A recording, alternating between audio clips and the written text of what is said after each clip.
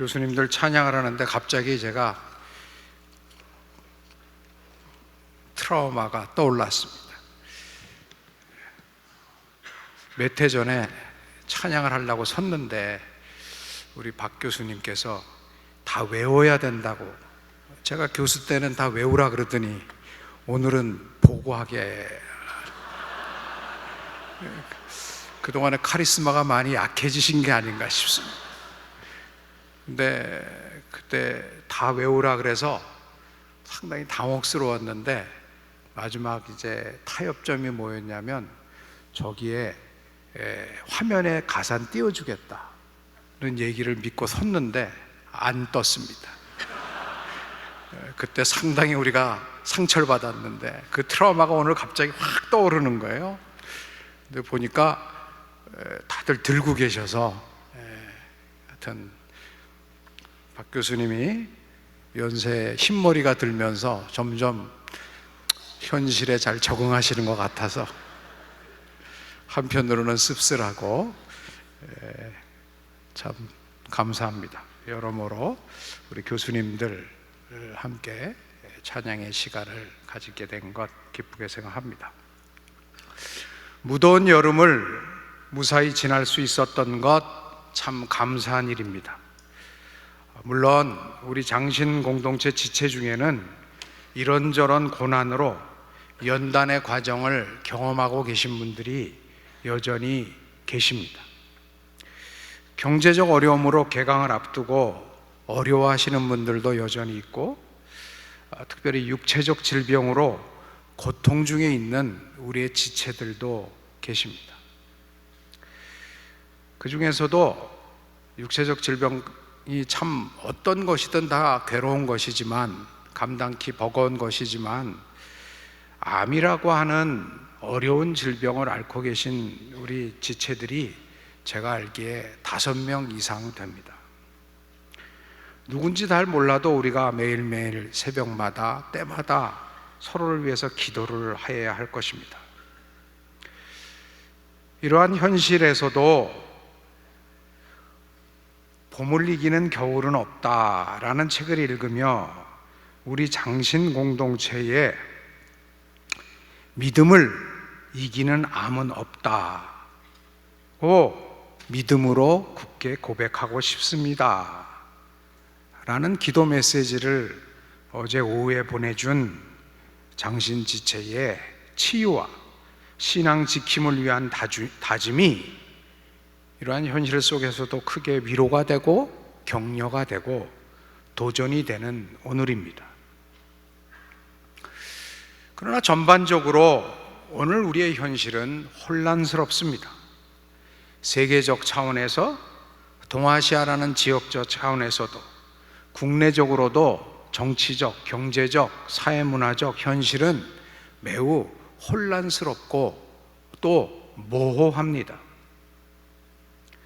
세상의 혼란스러움과 모호성에 비례해서 그만큼 우리의 불안감이 커지는 요즘입니다.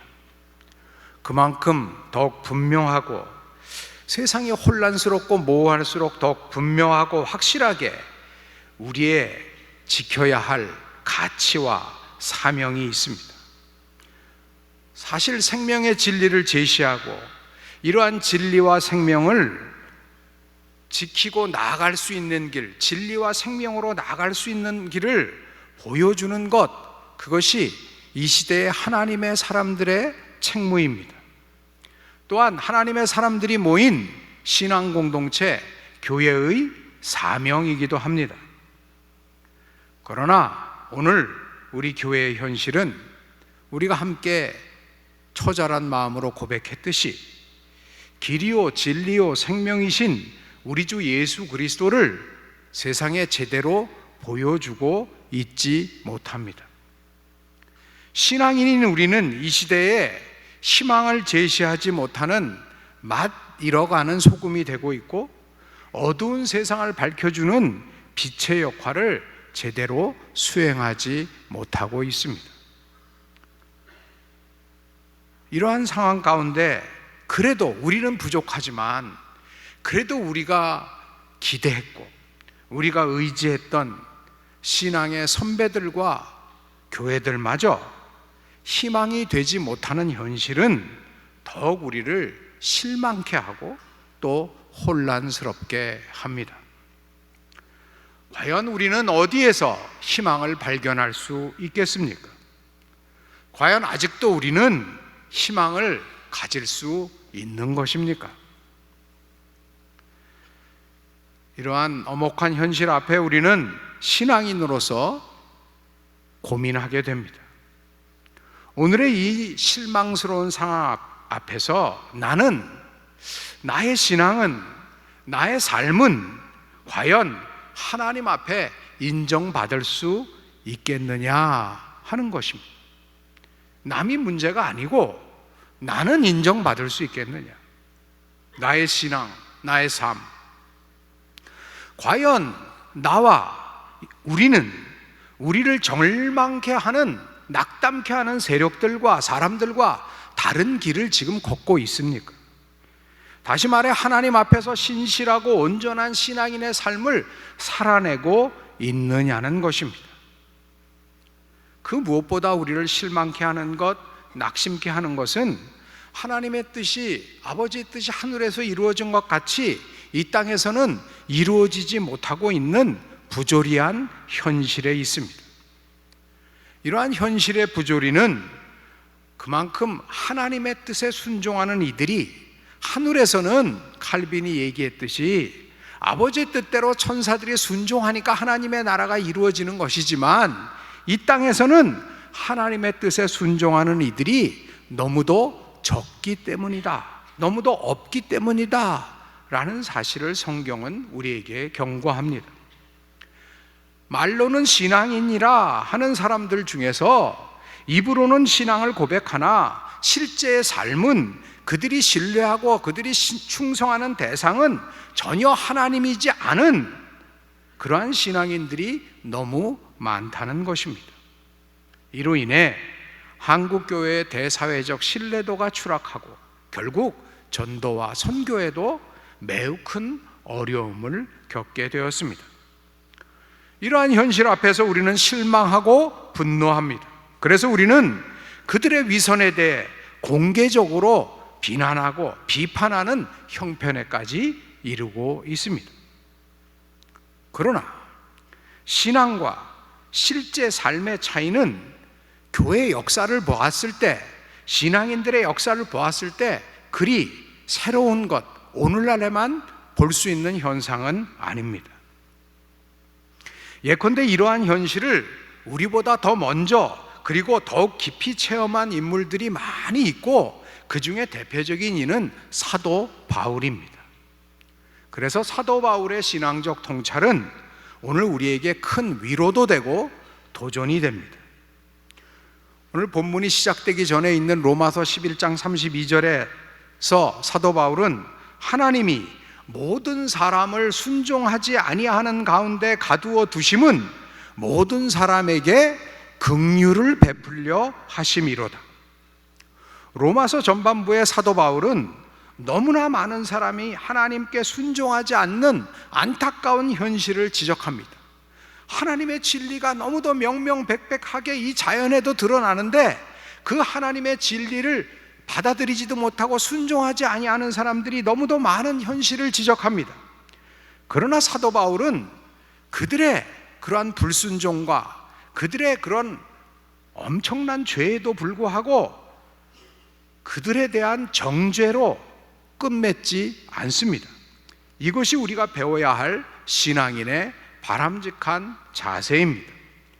자신만의 경험과 지식, 이데올로기나 심지어 신앙을 명분으로 하여서 섣불리 남을 정죄해서는 안 된다는 교훈입니다. 11장 33절에 사도 바울은 고백합니다. 깊도다 하나님의 지혜와 지식의 풍성함이요 그의 판단은 헤아리지 못할 것이며 그의 길은 쉽게 찾지 못할 것이로다. 현실의 모순과 불순종의 현실 앞에서 신앙인이 실망하고 낙담할지라도 결코 세상을 정죄하는 것이 우리들의 결론은 아니라는 것입니다. 부조리한 현실, 모순이 가득한 현실이지만 신앙인의 현실 인식과 현실에 대한 책임적 응답은 이 세상의 주인 되신 하나님의 주권에 대한 인정, 즉 창조주이시며 역사의 심판주 되시는 하나님에 대한 신앙 고백으로부터 시작됨을 성경은 우리에게 분명히 증거합니다. 로마서 11장 36절에 사도 바울은 이렇게 고백합니다. 만물이 주에게서 나오고 주로 말미암고 주에게로 돌아감이라. 그에게, 오직 그에게만 영광이 세세에 있을지로다. 아멘. 하나님의 주인 되심, 즉 하나님의 주권에 대한 신앙 고백은 우리를 새로운 세계로 인도합니다. 우리 개혁신학의 핵심, 하나님의 주권에 대한 신앙 고백은 우리를 색다른 세계관으로 인도합니다. 인간의 눈에 비친 이 세상은 모순과 불순종으로 여전히 뒤틀려 있지만 우리가 하나님의 주권을 인정하고 십자가 사랑을 통해서 세상을 바라볼 때 그 신앙은 우리를 새롭고 기이한 세계로 안내해 줍니다. 실망과 낙담과 분노와 좌절과 정죄를 넘어서는 새롭고 기이한 세계로 우리를 이끌어 줍니다. 우리로 그 세계를 바라보게 합니다. 그래서 사도 바울은 권면합니다. 하나님의 모든 자비하심으로 너희를 권하노니, 세상과 구별되는 신앙의 차별성은 바로 나로부터 시작합니다. 우리를 죄로부터 건져주신 십자가의 사랑을 기억하고 그 사랑에 힘는 것에서부터 시작된다고 하는 것입니다. 사실 따져보면 저와 여러분들은 가망 없는 사람들이었습니다. 그런데 우리도 새롭게 출발할 수 있었습니다.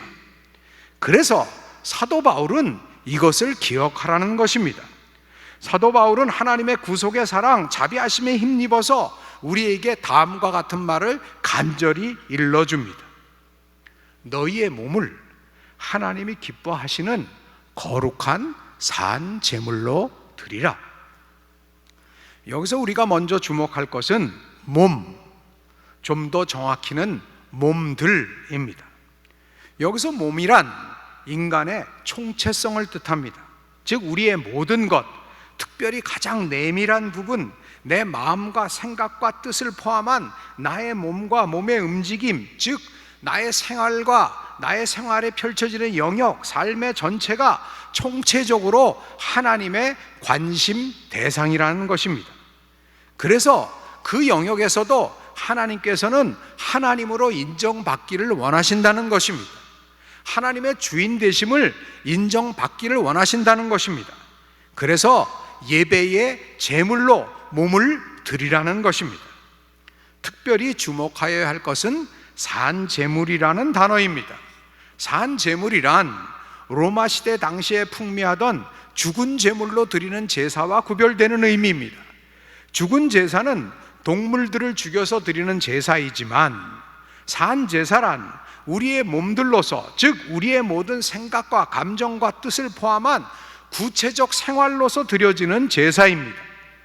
우리말 성경에는 몸이라는 단수로 표현되어 있지만 원어 성경에는 몸들로 표현되어 있음을 보아도 우리가 드리는 산제물, 즉 하나님이 기뻐 받으시는 거룩한 제물은 나 혼자만이 드리는 것이 아니라 우리 모두가 하나님께 함께 드려야 할 구체적인 공동체적인 삶의 제사입니다.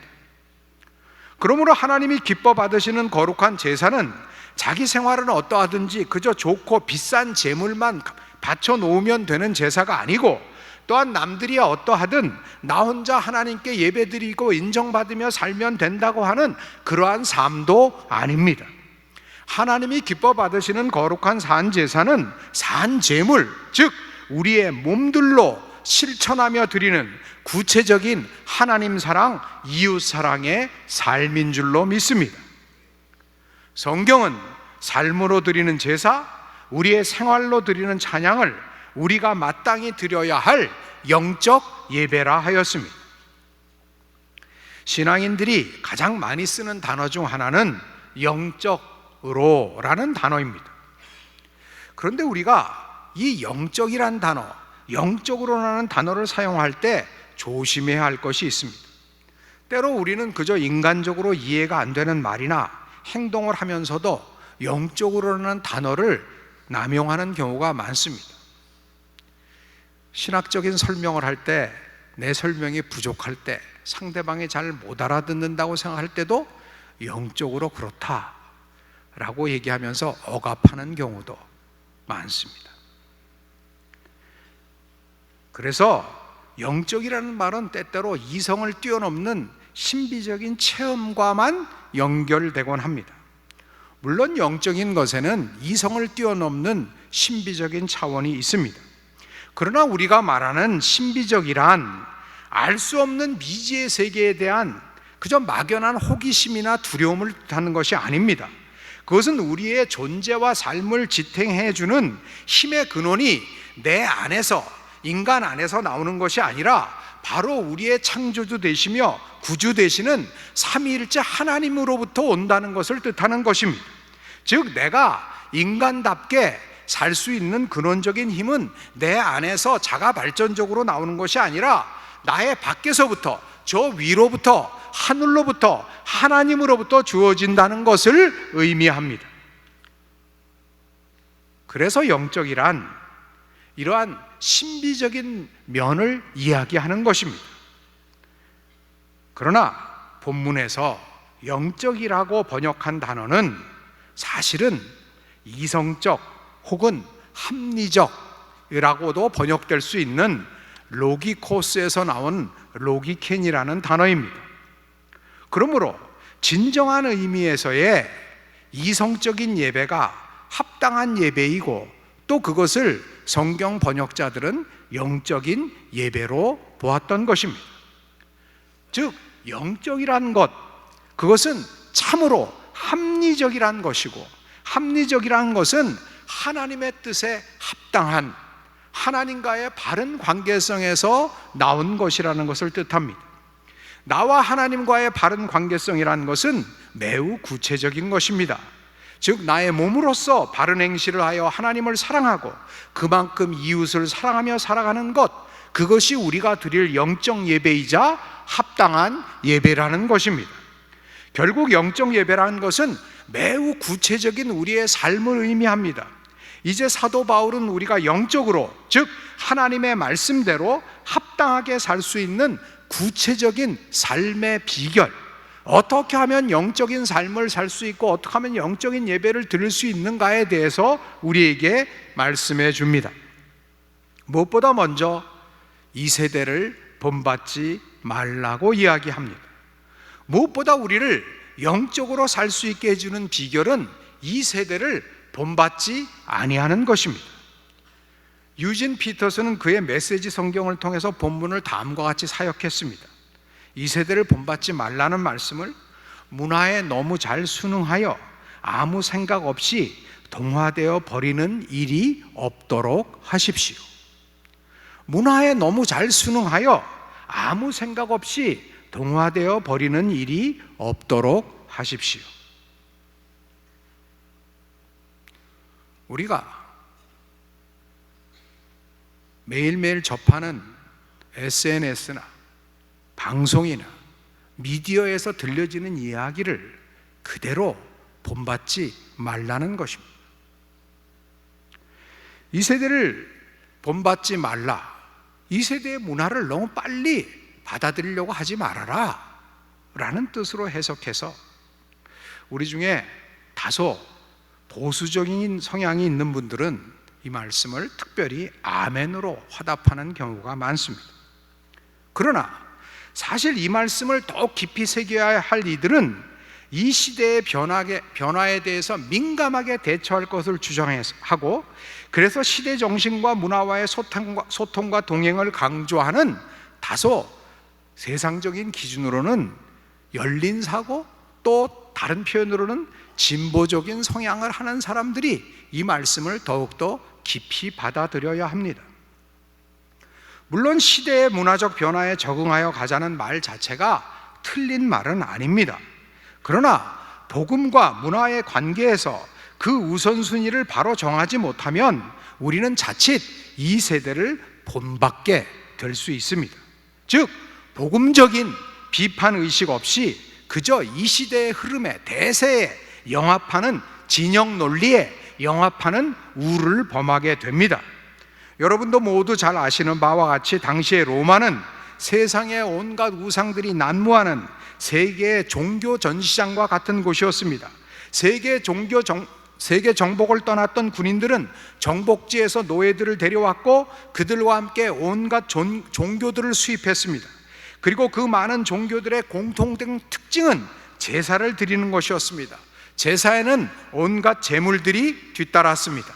자신들의 삶이 어떠하든지 그저 좋은 제물만 드리면 그 제물을 받은 신이 자신들의 삶을 저주하지 아니하고 축복해 줄 것이라고 믿고 싶었습니다. 그래서 고대 로마는 이런 기복신앙과 나름대로의 번영신학이 만연한 사회였습니다. 로마의 도덕은 나날이 타락하여 갔지만 그들이 건축한 이른바 신전과 그 신전에 가득한 우상들은 결코 줄어들지 않았습니다. 그런데 사실 이러한 로마적 현상은 인간들에게는 너무도 자연스럽고 너무도 매력적인 것입니다.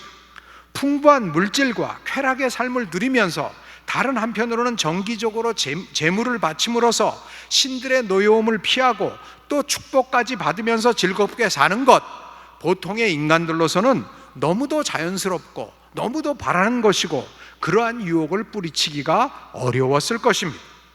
당시 그리스도인들 중 몇은 바로 이러한 시대의 풍조에 그들의 신앙을 타협하였습니다. 그리하여 그들은 예수가 우리의 죄를 위하여 돌아가셨기 때문에 더 이상 우리는 죄의 노예가 아니다. 우리는 자유인이다. 더 이상 우리들의 삶에 죄는 문제가 되지 아니한다. 그러므로 이제는 실컷 즐기는 삶을 살자. 율법의 시대는 끝났다. 이제는 우리가 마음껏 우리의 삶을 즐길 수 있는 은혜의 시대다 라고까지 주장하게 되었습니다. 이것은 옛날의 이야기만이 아닙니다. 오늘날에도 정기적으로 예배는 드리고 있지만 실제적으로 믿는 대상, 신뢰하는 대상, 충성하는 대상은 물질과 쾌락이 되는 소비 문화적 삶을 추구하는 우리의 모습은 시대의 삶과 거의 구별되지 않습니다. 그러한 삶을 위하여, 그러한 풍요한 삶을 위하여 예배마저, 기도마저 도구화하는 모습이, 헌금마저 도구화하는 모습이 우리에게 있습니다. 우리는 이 세대를 본받는 위험을 경계하고 회개하여야 할 것입니다. 사도 바울은 또한 일러주십니다. 오직 마음을 새롭게 함으로 변화를 받아 하나님의 선하시고 기뻐하시고 온전하신 뜻을 분별하도록 하라. 죽은 제물에서 산 제물로 이 시대의 풍조를 좇는 세속적인 예배에서 영적인 예배로 거듭날 수 있는 비결은 오직 마음을 새롭게 함으로 변화를 받아야 한다는 것입니다. 이대로는 안 된다는 것입니다. 이 말씀은 우리 중 세상적인 기준으로 일반적으로 얘기할 때 보수적인 성향이 나에게는 강하다라고 생각하는 분들이 특별히 아멘으로 받으셔야 할 말씀입니다. 보수적인 성향을 가진 분들은, 신앙인들은 특별히 이 세대의 풍조와 문화를 본받지 않는 데에는 탁월합니다. 그러나 마음을 새롭게 함으로 변화를 받는 것에는 상대적으로 약할 수가 있다는 것을 알아야 합니다. 우리가 마음을 새롭게 해야 하는 이유가 무엇입니까? 그것은 우리가 마음을 새롭게 해야 이 복잡한 세상의 소리들, 진영 논리 속에서도 하나님의 뜻을 분별할 수 있기 때문입니다. 마음을 새롭게 하지 아니한다면 우리는 우리의 천상적인 성향, 내가 보수적인 환경에서 태어나서 교육을 받았고, 내가 조금 더 자유적인 환경에서 태어나서 교육을 받았고, 아니면 어떠한 결단에 의해서, 어떠한 경험에 의해서 어떠한 이데올로기적 영향을 받았고, 또한 어떤 교회에서 자랐기 때문에 나는 이러한 신앙의 유형을 가졌든지 간에 그러한 인간적인 이데올로기나 인간적인 생각 안에서 하나님의 뜻을 마음대로 해석하고 하나님의 뜻마저 자기의 뜻으로 바꿔버리는 그러한 결과를 낳기 때문입니다. 참으로 하나님의 뜻을 분별하여 변화한다는 것은 기독인의 삶에 있어서 결정적인 사건입니다.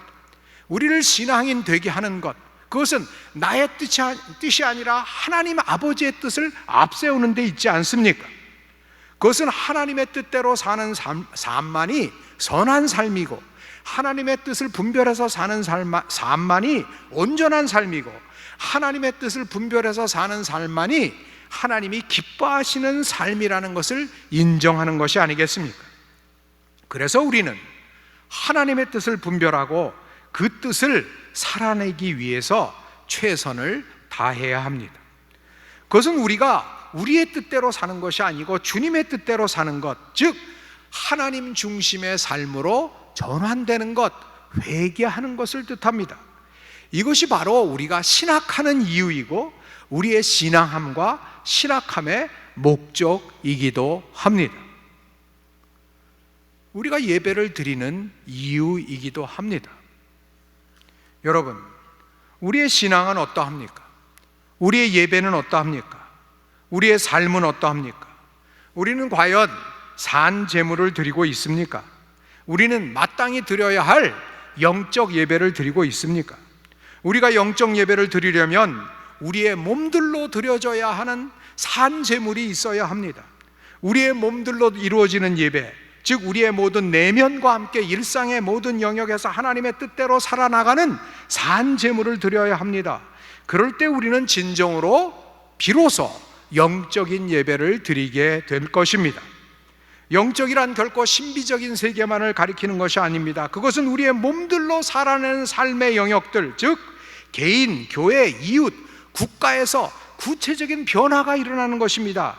이는 로마서 12장 3절 이하에 잘 설명되어 있습니다. 내가 산제물이 된다는 것은 먼저 내가 하나님의 뜻에 따라 변화된다는 것이고 내 생각이 변화하는 것이고 감정이 변화하는 것이고 의지가 변화하는 것이고 그것은 곧 교회 공동체가 한 몸이 되어가는 것이고 그것은 곧 우리가 우는 자들과 함께 우는 대사회적 영향력을, 공감력을 회복하는 것이고 나아가 이 나라도 더욱더 하나님이 바라시는 나라로 온전히 세워가는 유기적 국가와의 유기적 관계를 건강하게 가지는 것을 뜻하는 것입니다. 여러분, 우리들의 예배는 결코 죽은 제물을 바치는 예배가 되어서는 안 됩니다. 어떤 이들은 현대의 죽은 예배를 운동 경기에 비유하기도 합니다. 사람들은 돈을 주고 표를 사서 자신들의 권리를 주장합니다. 여기서 돈은 죽은 제물과 비슷한 것입니다. 표를, 입장권을 산 사람들의 권리란 자신들은 스탠드에 앉아있고 운동선수들은 죽도록 뛰므로써 나를 만족시키라고 요구하는 것을 의미합니다. 그들은 선수들의 안전과 부상에 그렇게 개의치 않습니다. 그저 자신의 만족을 원합니다. 몸으로 뛰어드는 참여 없이 단지 죽은 재물인 돈만 지불함으로써 자기의 이익과 쾌락을 극대화하겠다는 것, 이것이 곧 현대판 죽은 재물이고 세속적인 예배입니다. 우리가 드리는 예배는 이와는 다른 것이어야 합니다. 우리의 몸들로 드려지는 예배가 되어야 할 것입니다.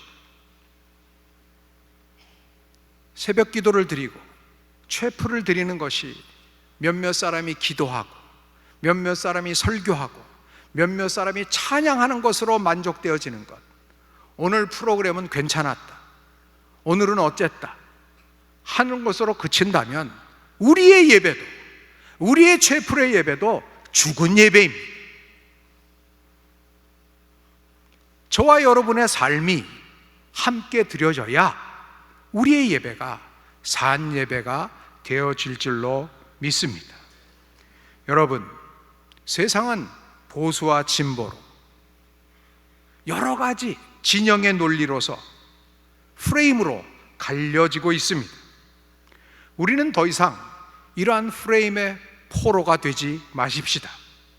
하나님의 사랑에 힘입어 우리의 몸들로서 우리 삶의 전 영역에서 오직 하나님의 뜻, 하나님의 말씀만을 앞세우고 분별하고 실천해 내려는 진정한 신앙 공동체, 진정한 신학 공동체로서의 장신 공동체가 되기를 원합니다.